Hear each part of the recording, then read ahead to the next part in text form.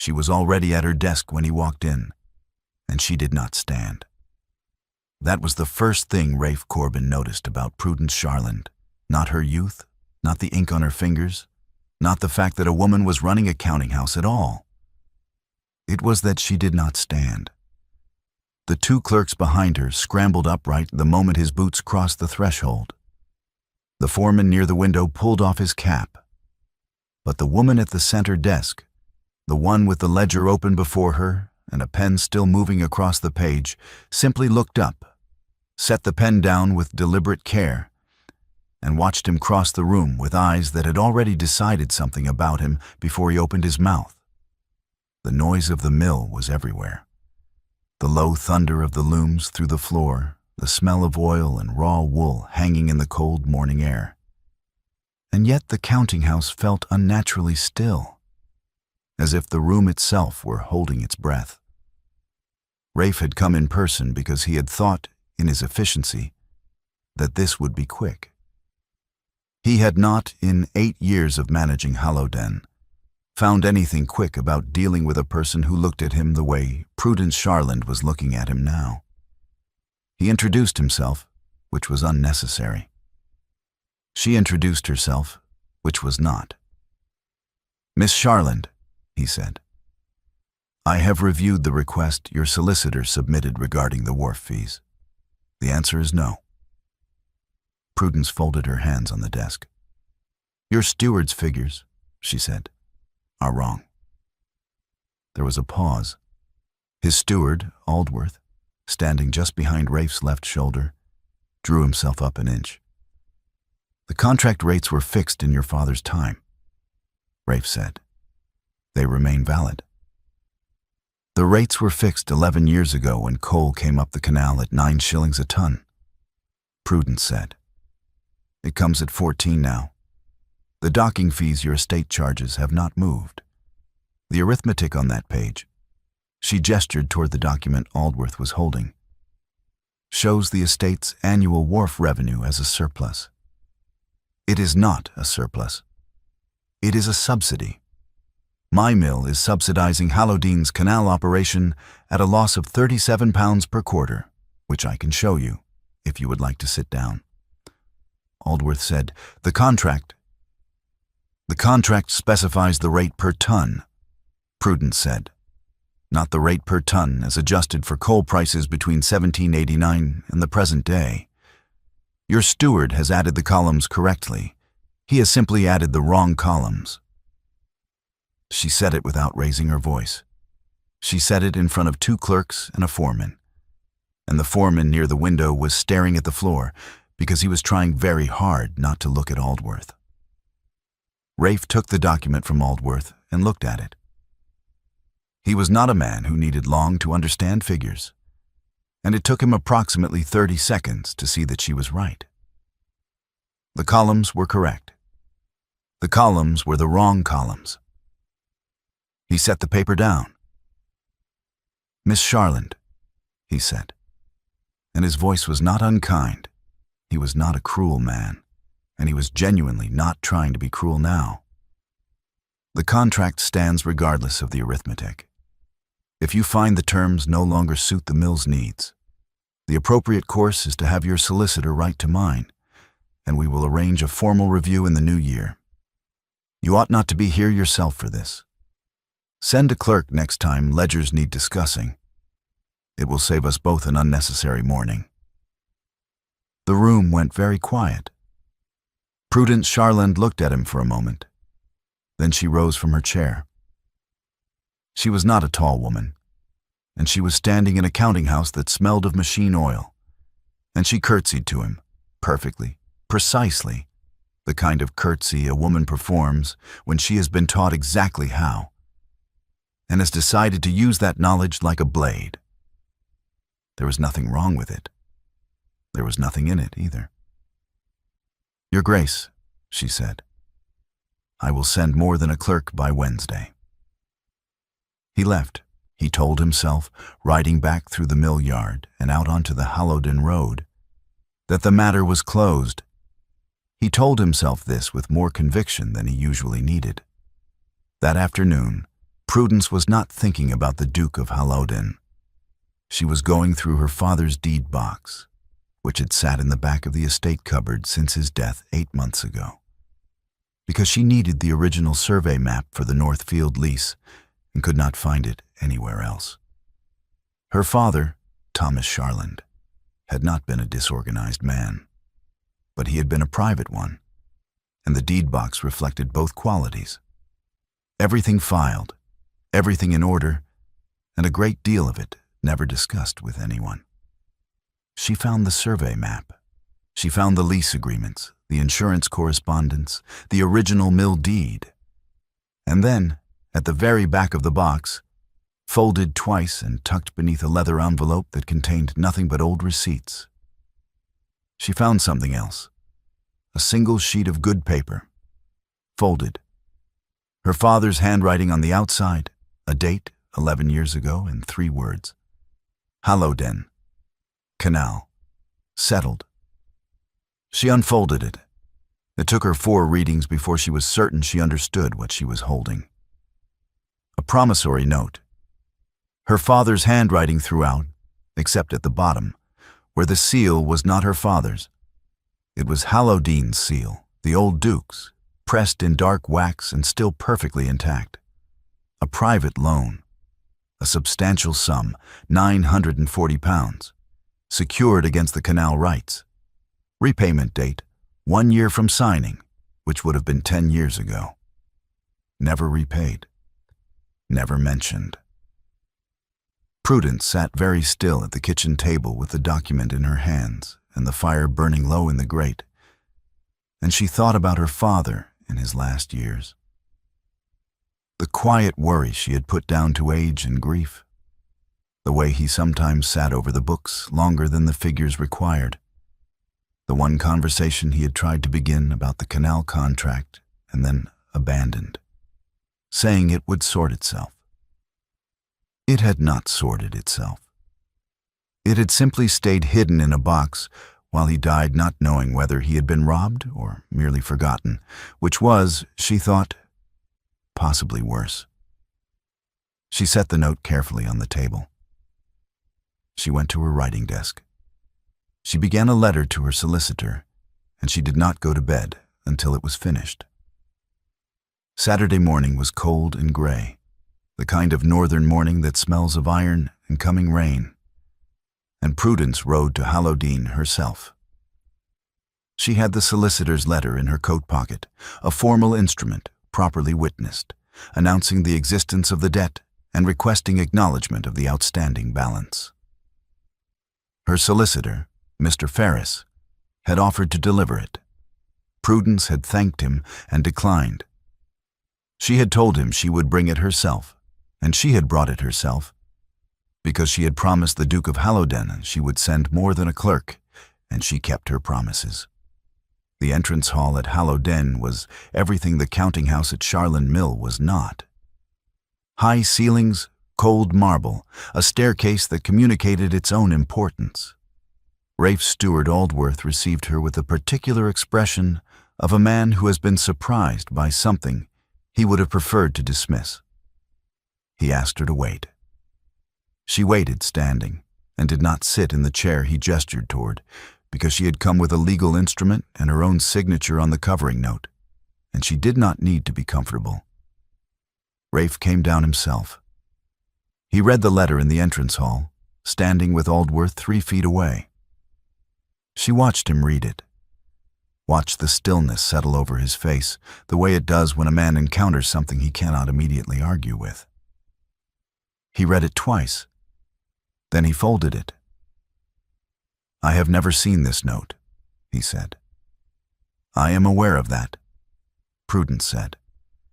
"The note was in my father's private papers. It bears your father's seal. I require time to verify it against my own account books." "Of course," Prudence said. "I will return Monday. In the meantime, all wharf operations continue under the existing contract." There was a pause. He said, "Monday." "Monday," Prudence agreed. "At noon, if the estate office is convenient." She left. She did not look back at the entrance hall, and she did not permit herself to feel satisfied, because satisfaction was not what she felt. What she felt, riding home through the gray morning, was the particular weight of something that has been wrong for a long time and has finally been named. Not lighter for the naming, but cleaner. Monday at Hallowdene, the estate office smelled of old paper and cold ash from a fire that had been lit late. Prudence arrived with her own copies of the relevant figures. Rafe had the account books open on the desk when she came in. 3 of them, the large ones from his father's tenure. And the expression on his face told her, before he said a word, that he had spent the weekend finding nothing. "It is not here," he said. "The transaction does not appear in any ledger I have access to. The sum was never recorded as received." "It was received," Prudence said. She set her copies on the desk. "My father's bank records show the withdrawal. 11 years ago, September, £940. They worked side by side. There was no way around it. The verification required both sets of records, and the estate office desk was wide enough for 2 people who were not particularly comfortable with each other to sit at opposite ends and pass pages across without touching. They did this for 3 hours. The fire warmed the room by degrees. Outside, the wind moved through the kitchen garden and rattled the window frame at intervals, and neither of them remarked on it. By 2 in the afternoon, they had confirmed 3 things. The note was genuine. The money had left Thomas Sharland's bank account in September of the relevant year, and there was no corresponding entry anywhere in the old Duke's household accounts. The loan had been taken and concealed, not from carelessness, but with intention. Someone had deliberately kept it off the books. Rafe sat back in his chair and looked at the ceiling for a moment. "My father managed these accounts personally for the last 6 years of his life," he said. "He did not permit me to review them until after his death." "Did you ask to?" Prudence said. He looked at her. "No," he said. "Then we have that in common," Prudence said, and meant it without softness. The door opened without a knock. Lady Iphigenia Corbin was perhaps 60, and she wore it as an authority rather than an age. She took in the scene in the estate office. Prudence seated at the desk, papers spread before her, Rafe at the other end of the same desk, with the expression of a woman who has identified a problem and intends to address it before it becomes permanent. "Rafe," she said. And then, looking at Prudence with the particular precision of someone who has decided not to use a name, "I was not aware we were receiving tradespeople in the estate office." Rafe said, "Aunt, there's a perfectly adequate parlor near the kitchen entrance," Lady Iphigenia said. "I have always found it suits business of a certain kind very well. Practical, convenient, appropriate." She paused on the last word. Rafe did not ask her to leave. He also did not ask Prudence to leave. He said, "Miss Sharland and I are reviewing documents relating to a debt owed by the estate. We will be finished when we are finished." Lady Iphigenia looked at him for a moment, with the expression of a woman revising a calculation. Then she left. She closed the door very gently behind her, which was somehow worse than if she had slammed it. Prudence began gathering her papers. "I have what I need for today," she said. She reached across the desk for the ledger she had been using as a reference, the one with the canal receipts from 11 years prior, and held it out toward him. Rafe reached for it at the same moment, and his hand closed over hers on the spine of the book. Not roughly, not deliberately, but it stayed there for a beat that was 1 beat longer than retrieval required. And when she looked up, his eyes were already on her face, and neither of them said anything at all before she released the book and he took it. She walked to the door. Tuesday morning, she said. "I want to look at the canal receipts from the quarter before the loan was taken."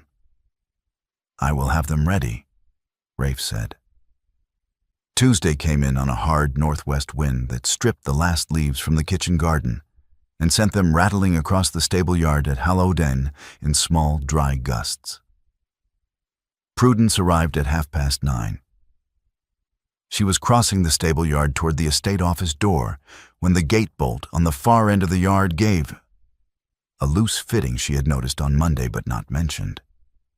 And the cart horse that had been standing quietly beside the water trough threw its head up, spooked sideways, and came directly toward her at speed. She had time to register the sound and turn. That was all.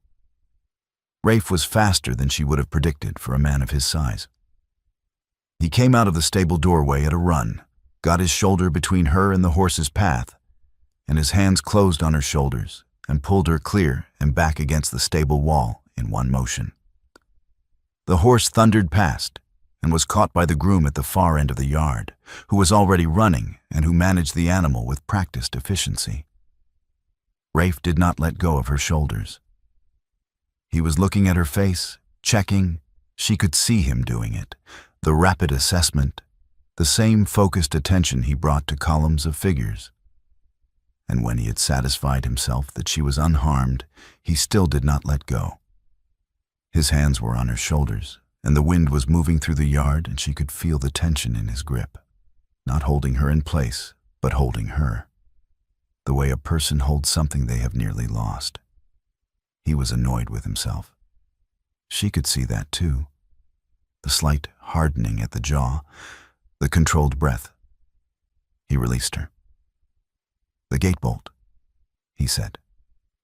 "I noticed it yesterday," Prudence said. "I should have mentioned it." "I should have noticed it myself," Rafe said. He looked at the gate. He did not look at her again for a moment, which told her more about those few seconds than anything he might have said. They went inside. The canal receipts from the relevant quarter were on the desk as promised, and they worked through them with the same functional efficiency as the day before, which required more concentration than it should have, because the stable yard was still very present in the room with them. Prudence found the figures she needed. Rafe sat across the desk and read through the quarterly summaries and said, at one point, "The receipts dropped significantly in October of that year. The canal carried almost nothing through the winter." "A bad harvest," Prudence said. "Yes," Rafe said. "My father wrote about it once. I found the letter in his correspondence last year. He called it the worst he had seen in his lifetime." He paused. "I did not connect it to any financial transaction." "No," Prudence said. They bent together over the column of figures, and she leaned forward to point at a specific entry, and he reached past her to turn the page back to the previous month. And his hand settled briefly at the small of her back, not pulling her, not directing her, simply steadying her against the desk as she overbalanced slightly forward. He moved it immediately. But she had noticed, and the quality of his stillness in the moment after told her that he had noticed noticing, which was a different thing entirely from the accident itself. That afternoon, her solicitor sent word that 2 local witnesses she had intended to call, men who had done business with the old Duke's household and could speak to the canal accounts, had quietly withdrawn their availability. Mr. Ferris did not speculate as to why. He did not need to. Prudence thought of Lady Iphigenia's expression in the estate office doorway and understood perfectly well what had happened. The note was still valid. The debt was still real. But the ground around it was being quietly cleared.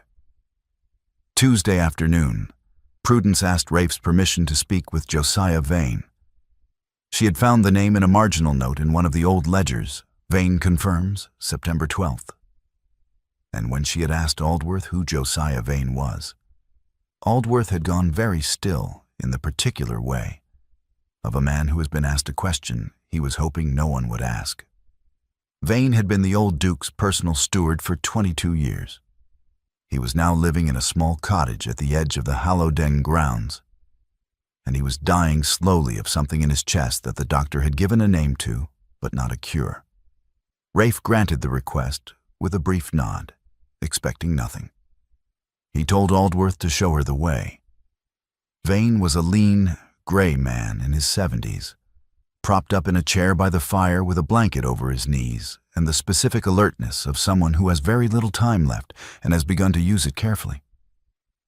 He looked at Prudence when she came in and said, "You're Sharland's daughter."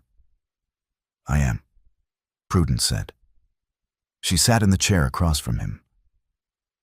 "You knew my father?" "I knew of him," Vane said. "His Grace mentioned him once. Only once. In September 11 years ago." He looked at the fire.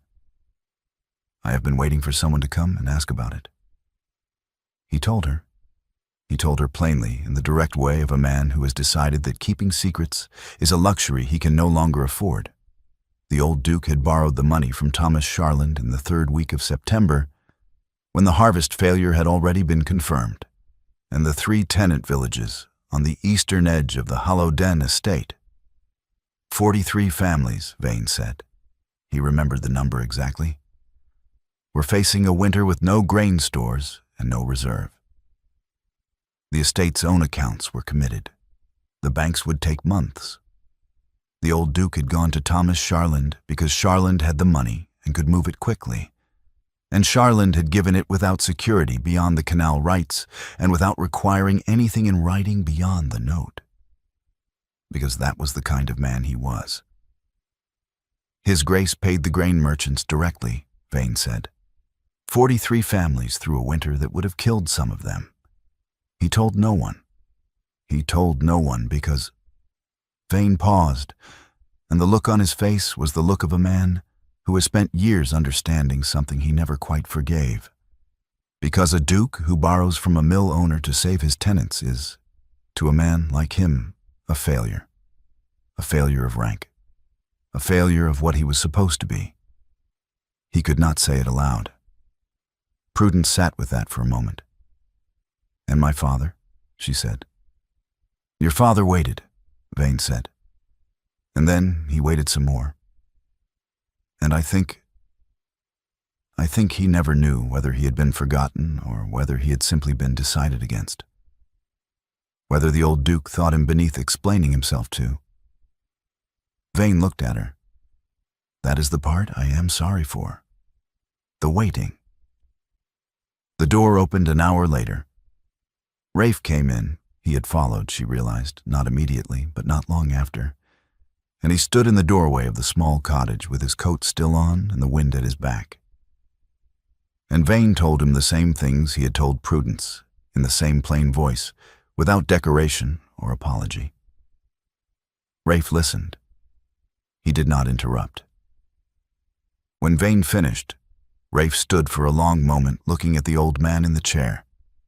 And then he said, very quietly, "He never told me." Vane's voice was tired. No, he wouldn't. They walked back to the estate in near silence, Rafe and Prudence, through the kitchen garden and along the gravel path to the side door. The wind had dropped. The evening was coming on fast, the sky going to a flat gray blue above the roofline of the house. She held the note in her coat pocket. She had brought it with her that morning, as she brought it every morning. And she was aware, with a clarity that was not comfortable, that she was holding a document that could ruin a man for something his father had done quietly and decently, and then hidden out of a shame that had nothing to do with the deed itself.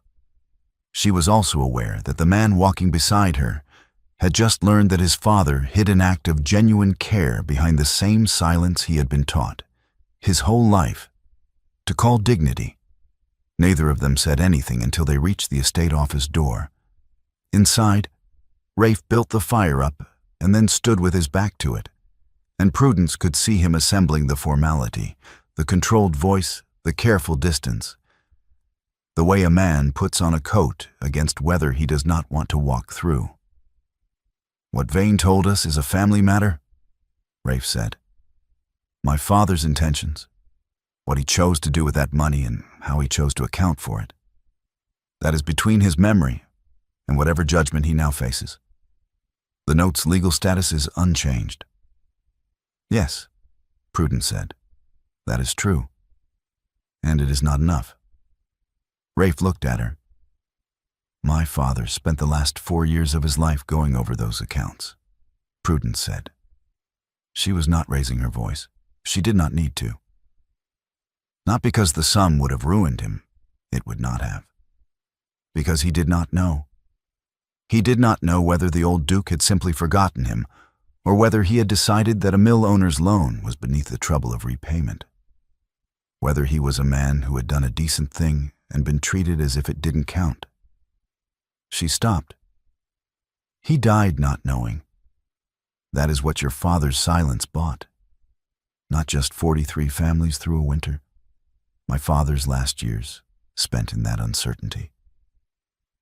The fire crackled. Rafe said nothing. You told me Saturday that you had never seen the note, Prudence said. I believe you. But I need you to understand that not knowing is not the same as not responsible. A man who inherits a debt inherits the right to know what it bought. And so does the man whose father gave the money. I will not accept silence as an answer on behalf of either of our fathers. Not another one. If you will not speak plainly about what we now know, I will call in the full amount on Friday, as I told you I would. Rafe moved away from the fire.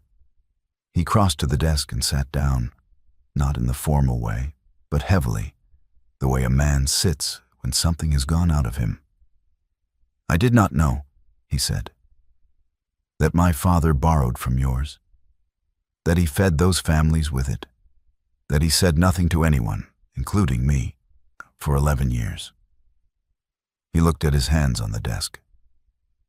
I have spent 8 years trying to manage this estate on what he left me, which was considerably less than I expected, and I never once asked where the difference had gone, because asking would have been... He stopped.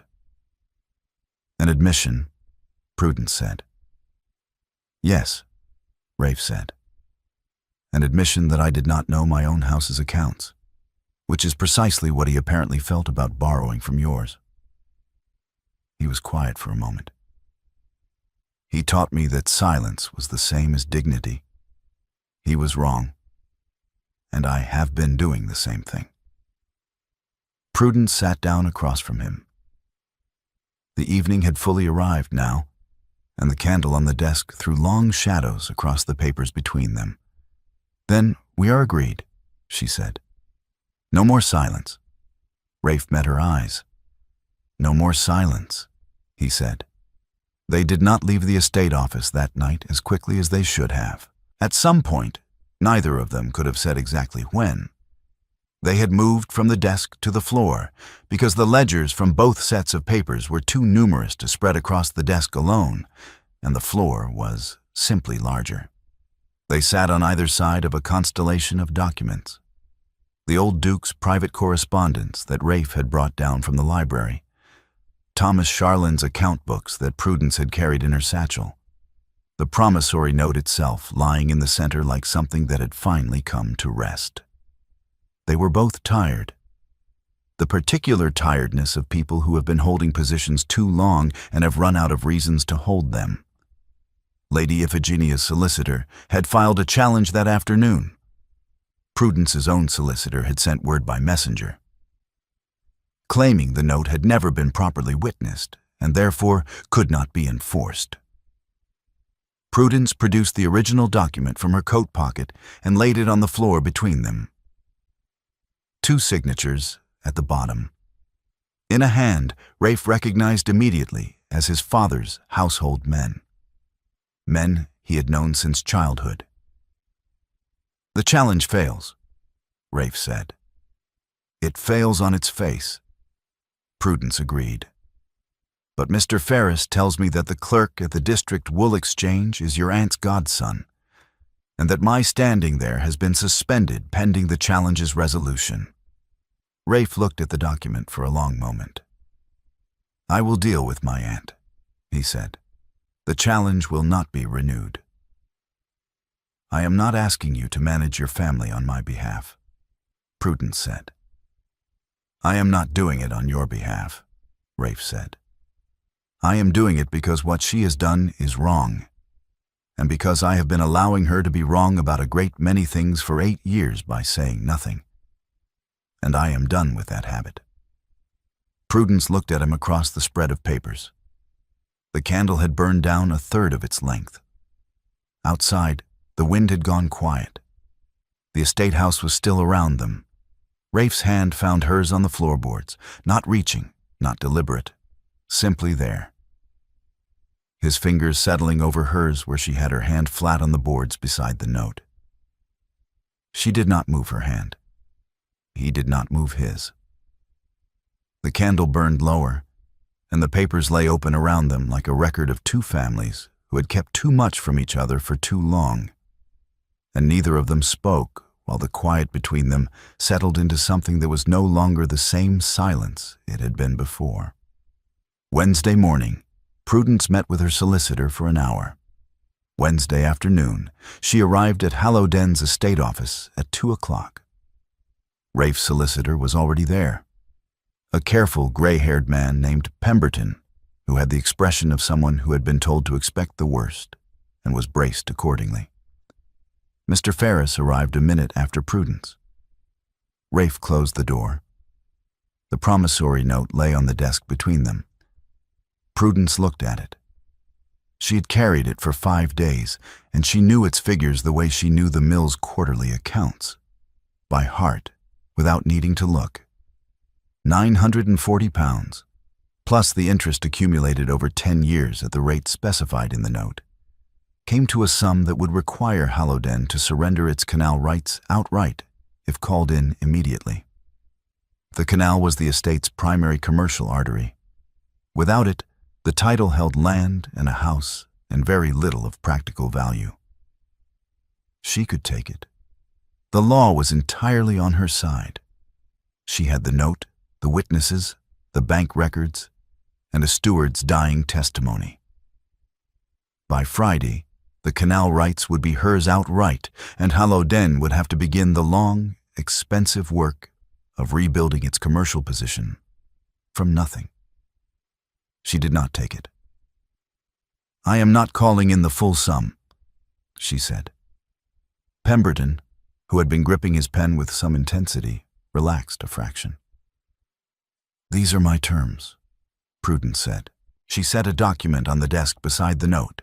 Her own, drafted that morning with Ferris's assistance, clean and precise. The outstanding debt is converted to a controlling interest in the canal and mill contracts, held jointly between Sharland Textiles and Hallowdene Estate. Not solely, jointly. Rafe keeps the title and the land. All trade decisions affecting both estates are made by 2 names on the same instrument. The canal is managed by both parties, or it is managed by neither. She paused. There is one additional condition, she said. This afternoon, before I leave Hallowdene, His Grace tells his aunt and his household himself, in front of them, with his own words, that this arrangement stands and will not be challenged again. Pemberton and Ferris were both very still. Rafe was looking at the document she had set on the desk. He picked it up and read it, all of it, carefully, the way he read everything. And then he set it down and looked at her. Why shared control, he said, rather than outright ownership? You could take the canal entirely. The note gives you the right. My father built Sharland Textiles from a single loom and a rented room in Bradford, Prudence said. He built it to matter, to be something that lasted and produced and ran on its own terms, not to absorb what other men couldn't manage alone. She looked at him steadily. I did not come here to take what Hallowdene has.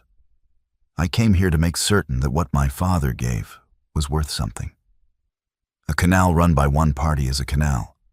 A canal run by two parties who know what they are doing is a trade route. Rafe was quiet. You came in here prepared to be ruined, Prudence said. I am offering you something different. You can refuse it. Rafe picked up the pen. He read the document one more time. Not because he had missed anything, she thought, but because he was giving himself the full weight of the moment, which was the kind of man he was when he was being himself rather than being a duke. Then he signed. Pemberton witnessed it. Ferris witnessed it. The promissory note was endorsed and filed with the new instrument. Prudence signed her own name below Rafe's, and the ink was still wet when she set the pen down. That evening, Rafe called his household together. They gathered in the front hall. Aldworth, the senior staff, the housekeeper, 2 footmen who happened to be nearby. Lady Iphigenia came down the stairs last, her back very straight, her expression the expression of a woman who has decided to witness something under protest. Rafe stood in the center of the hall and spoke without notes and without hedging. He stated the terms of the arrangement with Sharland Textiles. He stated that the promissory note had been valid, witnessed, and legally enforceable, and that the settlement reached was fair to both parties. He stated that Lady Iphigenia's legal challenge had failed on its merits and would not be renewed, and that any future action against Prudence Sharland's standing in the district or her access to Hallowdene would be treated as a direct breach of the estate's obligations under the new agreement. He said all of this in the same voice he used for everything, controlled, clear, without decoration, except that it was not cold. It was simply honest, which was different from cold in a way that the front hall seemed to register. Lady Iphigenia stood on the 3rd step of the staircase through all of it. When he finished, she looked at him for a long moment. Then she turned and went back up the stairs. She did not speak. Rafe did not call her back, and the front hall was very quiet. And Aldworth was looking at the floor with the expression of a man revising a number of assumptions simultaneously. Prudence was in the walled garden at the side of the house, waiting for her horse to be brought round. The garden was enclosed on 3 sides by old stone, and the last of the evening light was going above the west wall, and the cold had the particular quality of a night that would be clear. She heard his footsteps on the gravel before she saw him. Rafe came through the garden gate and stopped a few feet from her. He looked, she thought, like a man who has just set down something very heavy and is still deciding whether his hands are empty or free. It's done, he said. She left the room. I don't know what comes next with her, but the challenge is over. Thank you, Prudence said. He looked at her for a moment. I have spent 8 years being certain about nearly everything, he said. The right way to manage an estate, the right distance to keep from tradespeople, the right way to protect what my father left me. He stopped. I have been right about almost none of it. I was wrong about the accounts, wrong about the canal, wrong about what dignity actually costs. He paused again. I was wrong about you. From the first morning, I looked at you across that counting house and I saw my aunt's version of the world. And I told you to send a clerk. And I was wrong. Prudence looked at him. The garden was very still. She kissed him. Once, decisive, clear, her hand against his coat. And then she stepped back and looked at him in the last of the evening light. And whatever was in his face in that moment was not something that needed a name. He reached up and covered her hand where it still rested against his lapel. And neither of them said anything after that, which required recording. In the weeks that followed, the Mill Counting House and the Hallowdene Estate Office began operating from a single set of books. It was a practical arrangement, managed practically.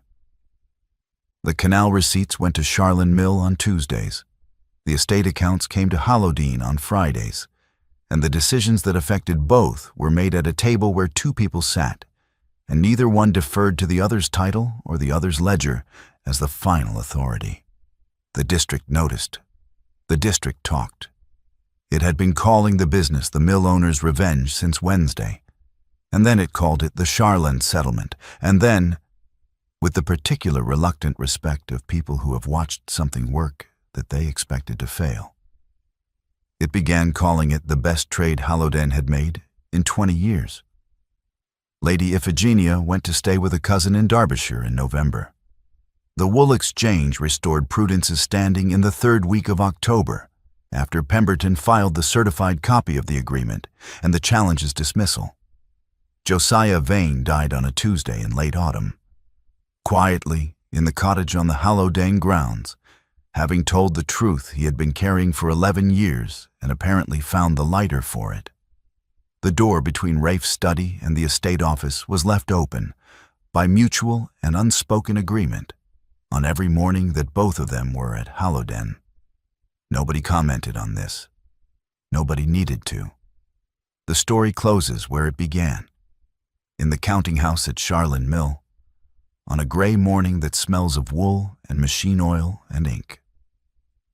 There are two desks now, where there was one.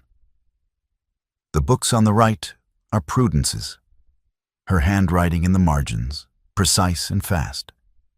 The pen strokes of a woman who has been reading figures since she was 14. The books on the left are Rafe's, his annotations slower, more deliberate. The hand of a man who is learning to ask questions he was taught not to ask. The ink in both sets of margins is still damp. The door between the offices stands open. Outside, the canal moves.